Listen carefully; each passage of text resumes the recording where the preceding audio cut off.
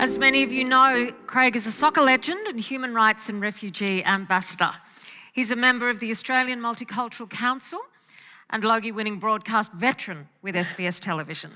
Craig was the driving force behind the successful campaign to release footballer Hakim El Arabi, who was imprisoned in Thailand in 2018. Then in 2019, Craig went to Port Moresby to meet with refugees still detained in Papua New Guinea and Nauru to bring attention to their plight. He also founded the #PlayForLives campaign during COVID, with a strong conviction that the sporting community should give back to society. He always encourages professional athletes and organisations to fill vacant volunteering positions in community organisations. Craig, welcome. Thank you. It's lovely to be here. Can I just start, you're doing a fabulous job tonight because it's not easy. I know I've sat there. Thank you so much. You have so many there's been a few people. very last-minute changes. Yeah, and like really incredible people. And you have to, carry really diverse conversations on a range of topics. They're just sprinklings of ideas, but hopefully you all are taking, Really great, and the whole concept is brilliant, which is no surprise coming from the French. But the thing is, also, I would love to see this in Australia. I think it, culturally would be great for us, but also some disagreement would also be great, right? So the thing that I think we're missing at the moment in Australia, and probably in many countries in the West certainly, is the ability to disagree and to have genuine debate. Yeah. And our media doesn't support that. No. I mean, I did work for many years on a television show about political debate, and unfortunately it has become incredibly tribal, and and on social media there is a tendency to not engage with people, but to block, cancel, walk away. Yeah, so polarity is everything, and that's the business model. Yeah. We all know that. So really it's the people, it's the citizens, the people who have to come together and bring, the best and brightest and most challenging and most provocative, and support that and get people together to debate so that, by ourselves we can come to new understanding. And tell me how, I know you now firmly believe in human rights as a kind of rock, a foundation for social change and for political influence. Why have you decided that human rights framework is worth being a part of and fighting for? Because a lot of people sort of look at the UN and go, look, do they work anymore? Well, it's a good question, and the answer to that is a difficult one. But the answer is not yes. But, that's human life. So, humans are political, humans are flawed, human nature is complex, it's difficult. And so, in my view, every organ set up, whether it's at global level or here, is always under challenge. And people can, often work against the best interests for a whole range of psychological reasons. However, in my view, human rights are the best example or the best attempt by humanity to date. They are contested, as everything in human life is and should be, but they are the best example of what humanity has said. This is the basic standards, the basic guidelines, rules of engagement of people, human to human connection, and particularly treatment.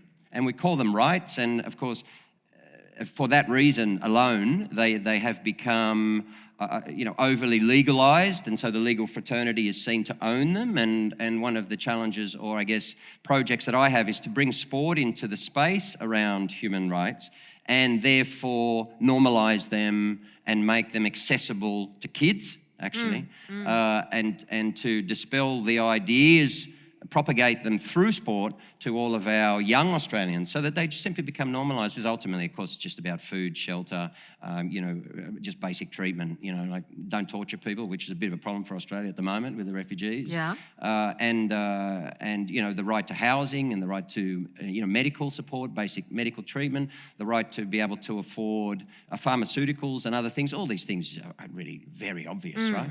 And you're setting up a free online course for all sports people, no matter what part of the sports industry or world they're engaged in. What do you hope to achieve from from that? I mean, what can sports people really do? What are they doing? Well, sports people is everyone. You talk about athletes are typically at the forefront. So now you see, some of them, particularly in the larger sports in America. Civil society has for a very long time brought them along in terms of their understanding of African American rights and racism. So you saw Black Lives Matter, which really emerged out of that, and the WNBA is incredibly strong, and that's now extrapolating out. So you got Lewis Hamilton, for example, wearing a rainbow helmet in a F1 race in Saudi Arabia and Bahrain. In my view, incredibly important, if not courageous. But the next step for sport then is for those people, fans, sponsors, and athletes and former athletes like myself, particularly because we have less risk. We have less career risk. It's, most of it's behind us, to challenge the sports themselves. So I'll give you a quick example. Like Beijing 2022 next month, the IOC says, look, we should have no issue with what's happening to the Uyghurs. The fact that the UN and other countries, including France, I understand, have recognised what is happening in China to the Uyghurs and other Turkic minorities as crimes against humanity. So one of the largest sporting bodies in the world says, "Oh, that has nothing to do with us. We're just going there to play some sport." We say, "Well, hang on a minute." Every industry is now, I think, being forced. In part due to what the professor was just saying, now in a kind of rethinking of who we are, where we are, and where we want to be and how we want to live together, every industry, including industry business itself and corporations, whether it's Woolworths with their, Dan Ryan's or whatever it is up in Indigenous community or others, are all being forced now to justify their impact in negative sense and also their impact in a positive sense. And people want every industry to be contributing positively to people's well-being, to the country and to the world. So what sort of pressure will sports people bring on the Chinese government in the lead up to Beijing? Well, sport can amplify these issues in a fantastic way. That's why the CCP, for example, at the moment is working very hard to shut down IOC. Sorry, let me say that again. You don't have to work very hard to shut down the IOC, right? Because they're not interested in having this discussion, despite the fact that they're independent observers of the UN, which really, horrific. So they sit there in a political body and then they say, well, not political. We don't have to worry about, what's happening to these people. At the same time, you have what they call 7 principles of Olympism. One of them's solidarity, the other one's humanism, and one's non-discrimination. And you've got crimes against humanity happening like literally on the doorstep of the tournament.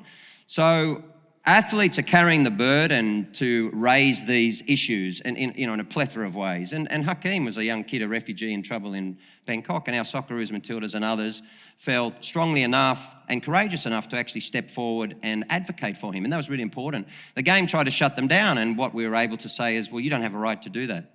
So I call them sporting citizens, not athletes. And I think we're on the cusp of a new wave in sport whereby sports themselves are going to have to carry the responsibility. So whether it was during apartheid, people going to play there and lending legitimacy to, this racist ideology, the same thing's happening everywhere today. And in November, we've got the FIFA World Cup in Qatar. We've got migrants dying literally by the thousands. So I think by my calculation, every goal that's scored in Qatar will have around 38 lives gone. So, every time we have the ecstasy, and by the way, France will have it because, they're an extraordinary football country. Every time we have a wonderful player and a star that everyone loves actually find the net and the whole nation and half the world, billions of people, are in exultation, there's 38 dead people, 38 families gone, and all of the extrapolated issues that are brought to bear there. And sport has to now account for that. And I think that's incredibly positive. That's in a negative sense, but of course in the positive, I would ask the alternate question. If sport, so in 1968, everyone I think knows the really famous Black Power salute. Yeah. And Peter Norman was I think the bronze medalist, and he stood with them and in solidarity and incredible legacy. But then the Olympics shut them down, externalised them. None of the 3 competed in another Olympics. Peter Norman for 50 years, no one wanted to know him. So I would ask, if sport at that point actually supported really basic human rights and racial equality advocacy, they call it protest, it doesn't matter, same thing, where would the world be now? The world could be very different. So I think athletes are increasingly carrying the load and feeling comfortable with doing so on a range of broader social issues. Climate's also driving this as well, because all of us are engaged in it clearly. But even there, sport is saying, well, we can't go too far, on this existential issue. It's a really good example of how sport has created this kind of edifice of being outside, this externalism. It's like you guys do all this stuff, but we don't engage in it. We're neutral. But what we know from Black Lives Matter is the great three-word slogan that we all know so well now, and I hope have internalised, was silence is violence. Indigenous Australia know this better than anyone on this land, and that is very true. So if sport continues to say, well, we have no responsibility, we're just silent, silence is complicity, and therefore new sporting administrators in future have to be trained in this field, including in human rights, and that, to answer your question in the end, that's what the course is for. So I know that...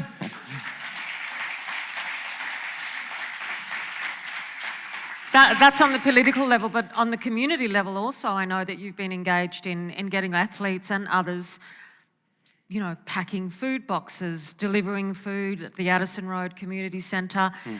Did you have a lot of response from, is it athletes or is it all former athletes like you? Oh, it was a lot of athletes, so much energy. Yeah. Oh, well, I went to all the sports, like AFL and cricket and rugby league and everyone. The reason for doing it was I had an ulterior motive, was when COVID hit, sport immediately said, well, we're so important to society that people just need to keep watching us in order to get through this pandemic. To feel okay, yeah. That's what sport actually said. And I thought that was really emblematic of how sport considers itself as something so special that it doesn't participate in the broader. And what I said is, actually, we just really need to put tools down and make sure everyone's safe. And then when it's safe, sport can get back. And yes, we all love to watch it, and I made a living out of it. But this is a pandemic, people, right? And sport kind of doesn't get that. So what happened was, that was the initial message. And then because I was volunteering, so the first thing was, well, now that tools are down, we have this huge, literally hundreds of thousands, let's say 1 million people in Australia or more who were actively involved in sport at that particular moment. And we were ready to go into a new season. So that means we're spending 5-6 hours a week, even if you're an amateur playing in the park, tennis or something.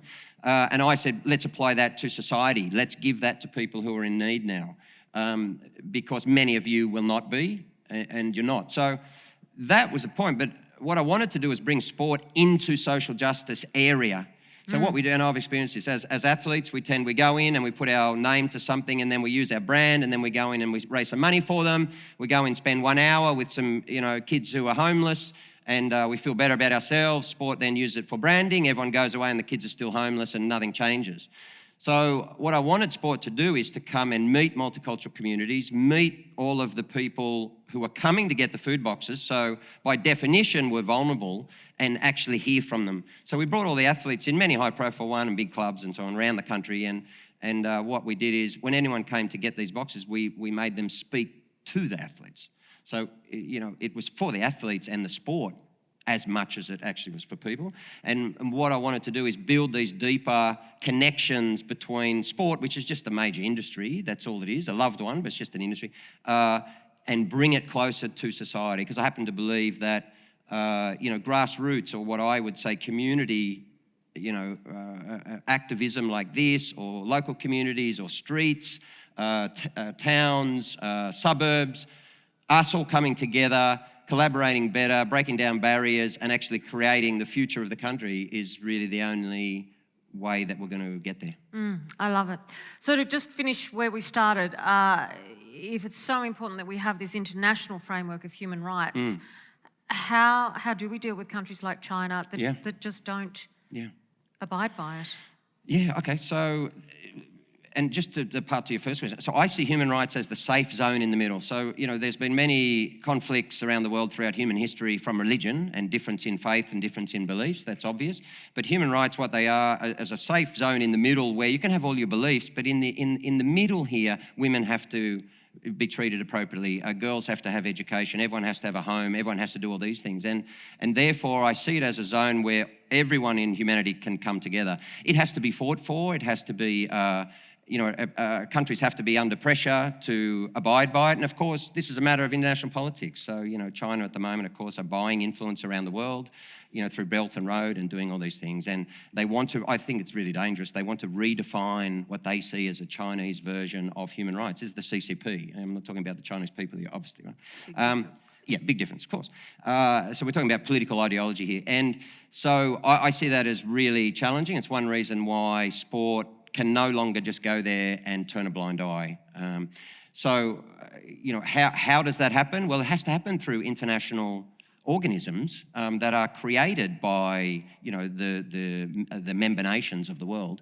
It's always deeply challenging, but it's far more challenging when you have a country like Australia that doesn't want to talk about human rights, has abrogated our responsibilities under the Refugee Act, under the Convention on the Rights of Indigenous Peoples, on so many of them, and where even gender equality, and equality for women under the World Index has gone down significantly in the last 5-8 years. Australia, I think, has a wonderful opportunity, and I happen to believe that we are a courageous people. I think that we are a country that wants to be a great global citizen. I think that we would love to be part of the global team rather than isolationist, and cruel as we are at the moment to so many. And part of bringing us to that and to that conversation in a neutral manner, actually, because the only neutrality is human rights, is for Australia to now implement a basic standard of our treatment of everyone here and of everyone who arrives in the country. Well, Craig, I know you wanted some disagreement, but I find it very hard to disagree with Craig Foster. All right, okay.